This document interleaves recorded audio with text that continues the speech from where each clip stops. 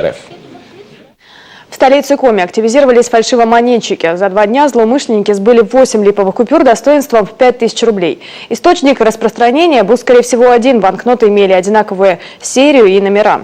Изготовили их настолько качественно, что обнаружить подмену смогли только банковские эксперты. Антон Булаев подробнее.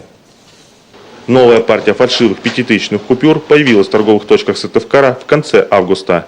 За это время неизвестные сбыли 8 купюр. Ни один продавец не заметил подмены. Распознали поддельные банкноты только специалисты, когда деньги уже попали в банковские учреждения. В дежурную часть МВД по городу Сыктывкара поступило несколько сообщений о том, что в магазинах и в банках обнаружены купюры с признаками подделки.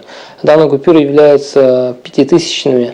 Имеют очень хорошее качество подделки, в настоящее время находятся на экспертизе. По данным фактам, в Следственном управлении МВД по городу Сыктывкара были возбуждены несколько уголовных дел, проводится расследование. Эксперты-криминалисты отмечают, несмотря на хорошее качество подделок, распознать их все же несложно. Магнитная полоса на всех купюрах сделана весьма неровно. По всей видимости, фальшивомонетчики самостоятельно вырезали окна и уже через них вручную продевали металлизированную нить. Также стоит обратить внимание на другие элементы защиты. При осмотре микроперфорации 5000, при ощупи ее пальцами на поддельной денежной купюре, мы можем прощупывать ее рельеф с оборотной стороны купюры. Что касается серии и номера, при проведении по ней пальцами на поддельной денежной купюре рельеф не чувствуется, в отличие от подлинной банкноты.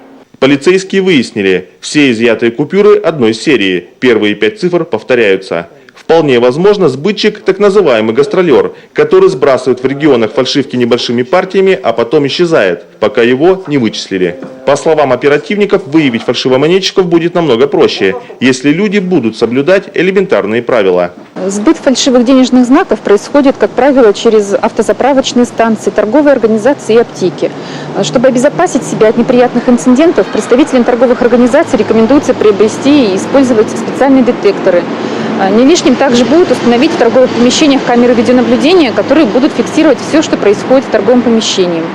А жителям региона тоже стоит быть предельно внимательным при расчетах денежными крупными купюрами. Полицейские рассчитывают на бдительность горожан и напоминают, за изготовление и сбыт подделок на территории России можно получить до 15 лет лишения свободы.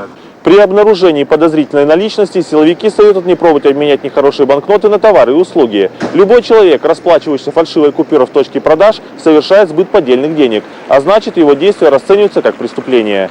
Поэтому при возникновении хотя бы доли сомнения лучше сразу обращаться в полицию. Этим можно не только избавить себя от лишних проблем, но и предотвратить последующие правонарушения. Антон Булаев, Вячеслав Беспалов, телеканал Юрган, Сыктывкар.